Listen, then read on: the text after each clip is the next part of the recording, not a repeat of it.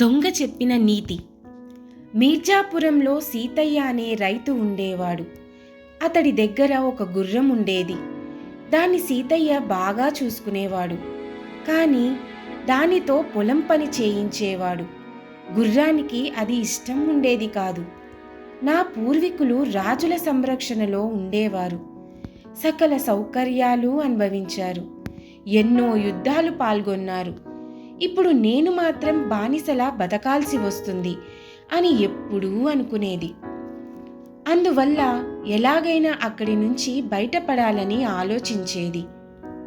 ఒకరోజు సీతయ్య ఇంట్లో ఒక దొంగ వచ్చాడు. ఆ సమయంలో సీతయ్య గాఢ నిద్రలో ఉన్నాడు. దొంగ చేతికందిన వస్తువులన్నిటినీ మూటగట్టుకుంటున్నాడు. జరుగుతున్నదంతా గుర్రం చూస్తూ ఉంది.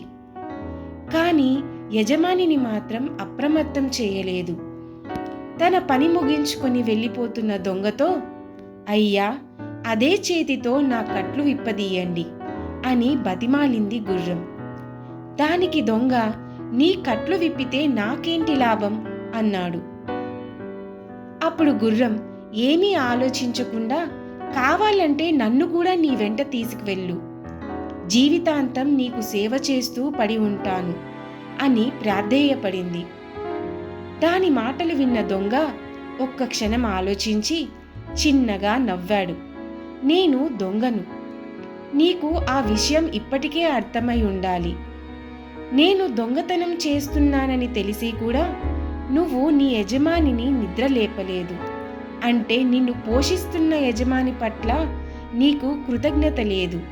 నీలాంటి దాన్ని వెంట ఉంచుకోవడం ఎప్పటికైనా ప్రమాదమే అని అక్కడి నుంచి వెళ్ళిపోయాడు. దొంగకు ఉన్న నీతి కూడా తనకు లేకపోయిందే అని విచారిస్తూ గుర్రం మౌనంగా ఉండిపోయింది. ఆ తరువాత నుంచి అది యజమాని చెప్పిన పని చేస్తూ కృతజ్ఞతతో మెలగసాగింది.